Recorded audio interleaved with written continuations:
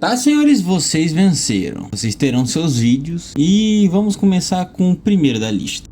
Quando lembramos de dor, sofrimento e coisas fora da compreensão humana, como demônios e seres fantásticos, as primeiras coisas que vêm à nossa mente são obras como Berserker, Warhammer 40k, obras do HP Lovecraft e até jogos como Fear Hunger, Lone RPG, Dark Souls e até, claro, nosso queridíssimo Darkness Dungeon. Este último se consiste em um RPG de turnos ligados ao estilo Dark Fantasy, onde você gerencia um grupo de aventureiros que exploram um castelo amaldiçoado com mortos-vivos, criaturas saindo das profundezas do mares, fungos malignos, suinoides do capeta, além de outras criaturas tão doentias que, se existissem, fariam um ser humano normal sofrer psicologicamente de forma grave. Mas além de haver aspectos de gerenciamento a outros pontos necessários, como gerenciamento de inventário, a coisa mais importante que você vai ter que gerir dentro do jogo, confia em mim, é um problema mesmo, e tratamento dos seus aventureiros, pois além deles ficarem com vários danos derivados da aventura, da cabeça, eles podem, além de ter danos psicológicos até eles serem tratados, eles ainda podem pegar algum tipo de doença, graças a eles terem pegado no cálice de Todin II da Bavária. Eles voltam com cleptomania, podem voltar com fobia de ratos, podem voltar com transtornos mentais, além de algum tipo de patologia das catacumbas, como lepra, leptospirose, chagas ou outra coisa pior. Com essa miserável introdução sobre o jogo em si feita, agora vamos abordar a apresentação de como funcionaria o world build desse cenário, a criação do mundo, para ser mais exato, sobre o universo. E vou alertar, ela é muito boa, por isso vamos dividir em 4 tópicos: microcenário, enfoque nas criaturas, desenvolvimento de traços e, por fim, o conceito do terror. No primeiro tópico, vamos abordar sobre o microcenário, ou também conhecido como micro world building, que é o foco em pequenos aspectos que vão avançando para algo maior. Isso advém porque todo o cenário se baseia em uma região única do mapa, que seria a Masmorra Sombria, por isso o nome do cenário Darkness Dungeon, onde se esconde grandiosa riqueza de tesouros por conta da antiga nobreza que padeceu ao contato do paranormal. Isso serve de base para que todo o mundo e o cenário do Darkness se foquem nos detalhes desse cenário, abordando não só a sua criação em geral, como mostrar exemplos disso. Vamos ter que pegar até mesmo Castlevania, o jogo, por favor, aonde tudo se foca dentro do castelo do Drácula, que é seu lugar principal. Então todo o cenário se baseia em seu foco naquela região. Para quem está começando uma história, isso é um dos melhores métodos que pode se usar, porque você não tem que se focar em criar um mundo inteiro, mas apenas em um ponto específico dele, e aos poucos expandindo através de personagens e criaturas de outros pontos sendo introduzidos gradualmente ao cenário. Então a primeira dica que vem a vocês é começar um ponto de referência famoso dentro do seu universo e vá dando forma ao resto através dele. Tópico, vamos falar agora do enfoque nas criaturas, que é um ponto chave para esse cenário e para compreendermos a história deste mundo. Por quê? Porque você me pergunta? Simples motivos. Aqui cada cenário tem um bioma específico que faz sentido com o cenário encontrado. Por que disso? Pois os fatores muito simples. Primeiro, na masmorra que exploramos no início do jogo, que são as catacumbas centrais, lá encontramos algumas criaturas, sendo elas os mortos-vivos, os cultistas e os bandidos, além de vermes e aranhas, que são as pragas pelo mapa. Por lógico, alguns desses inimigos são hostis dentro das catacumbas. Um exemplo deles podemos dar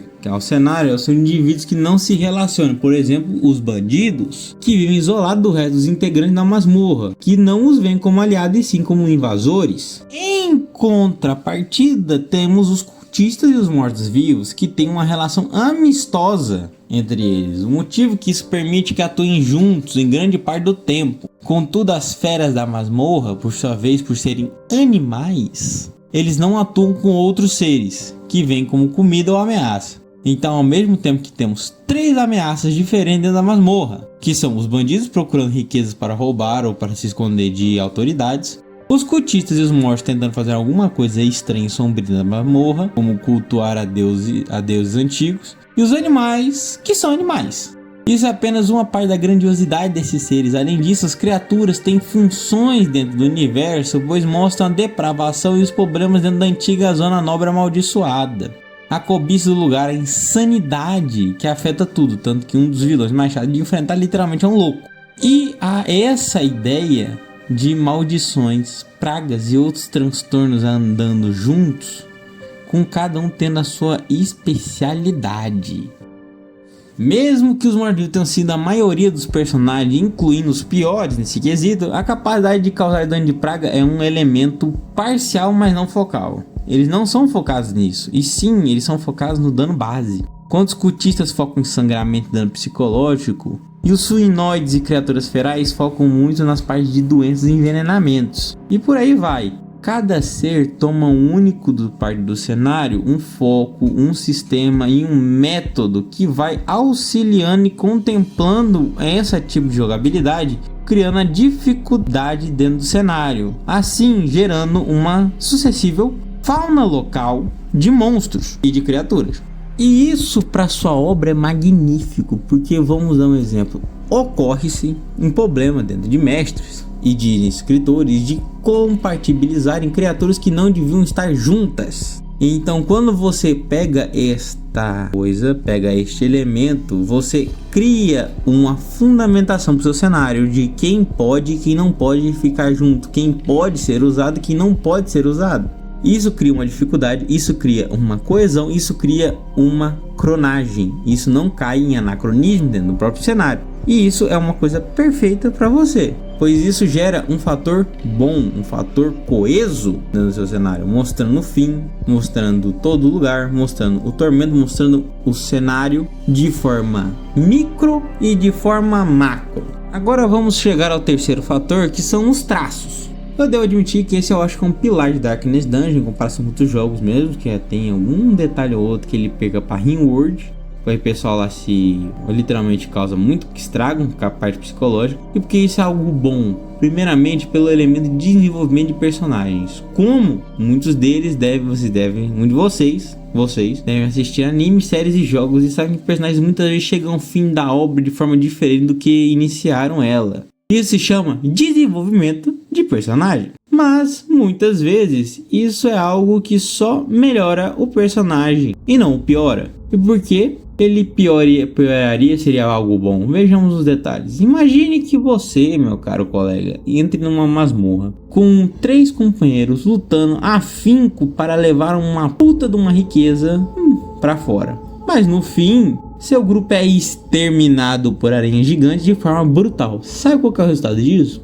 Não é um desenvolvimento de personagem quando ficando mais maduro, é uma alta chance dele desenvolver aracnofobia, que é uma perca tão ruim, tão cruel, que seria bom para o seu personagem? Nada. Isso pode deixá-lo mais maduro em alguns quesitos, mas o impacto dessa cena seria algo negativo. E isso é uma coisa boa de você abordar nos seus personagens. Traumas, ações, toques, atos que são bons para o desenvolvimento dos traços de seu personagem. Não é porque ele tem medo de altura ou de escuro que ele deixe de fazer algo bom ou heróico depois. Isso torna alguém equilibrado. Isso torna ele inclusivo na visão dos leitores, dos visualizadores, de outros personagens que podem ver teus seres. Alguém com defeitos vê isso como algo bom, porque o personagem se torna humano. Humanos têm defeitos e uma hora ou outra ele vai ter que superá-los. E isso ocorre diretamente na masmorra de Darkness Dungeon. Às vezes ele pode entrar como uma cleptomania e sair roubando tesouros e comida de todo o grupo, porque achou que era necessário, pois ele um momento dentro da masmorra passou fome e ficou quase morrendo sem sair com nada. Mas isso no futuro pode convergir depois a uma consequência de uma coisa boa, como um ato de caridade ou uma quebra dessa cleptomania que ele desenvolveu. Personagens falhos também são bons para a sua obra, então use-os com sabedoria, porque eles vão conectar você a quem você queira que eles se conectem, sendo estes leitores, jogadores ou mesmo meus inscritos do canal. Muito obrigado, pessoal, dá um likezinho para nos ajudar, porque nós está precisando. Por fim, vamos ao último elemento. O conceito do terror, algo que é extremamente difícil de se usar. Por quê? Porque não entendemos o que é terror. O ser humano não entende o que é o horror, o terror, o desespero em sua quesito base. Para isso precisamos entender o conceito disso. porque isso não é algo comum. E por que ele pode ser importante para sua obra? Ainda mais no caso se você for fazer uma fantasia sombria, pois ele dá o peso à realidade. Um personagem atacado por um grupo de cultistas que vê, escuta e sente palavras insanas advindas deles, e do nada ele sente em seu corpo sendo pego por um tentáculo cheio de mucos e farpas, saído de um portal e sendo puxado para o meio dos inimigos e sendo brutalmente atacado. Isso mostra, meu amigo, uma cena de total horror cósmico. Você viu uma coisa absurda saindo de algo inimaginável e te fazendo um mal danado. Então isso te aterroriza. E por que isso seria aterrorizante? É só você se botar no lugar. Sinta-se o muco, sinta-se aquele melado, aquele toque que parece ser um mel viscoso tocando em sua pele, enquanto você é puxado com toda a força de um chimpanzé até o meio de um culto fanático de um deus maligno. Aí não temos como dizer que isso não é um conceito de horror. A sensação, ela deve ser passada. E outro fator que também temos que abordar é um medo que todos têm, o da sombra, o do desconhecido, pois ele aterroriza mais do que qualquer outra coisa. Ele causa pesadelos. Você não saber o que tem do outro lado é um medo, é uma coisa que vai te afetando negativamente e até mesmo te causa dor. Então, senhores, por conta disso, Darkness Dungeon dá palestra sobre horror e terror de sua obra. Ele não te coloca numa situação de jogo de medo, como Phasmophobia ou mesmo outros joguinhos de medo que você deve conhecer. Ele te mostra pelos personagens que você controla, que gerencia, o sofrimento e o caos que eles estão passando. É a dor de ver aquele que você está ajudando, que você está orientando, sofrer por sua causa. Eles estão ali porque você mandou eles ali. Então causa nervosismo, causa sistema de dor, causa dilaceração e vem-se feito de ossos e carne sendo cravados. Você nota que o sofrimento pode vir até de fatores mais absurdos, como é o caso de um crítico, um dano poderosíssimo no seu inimigo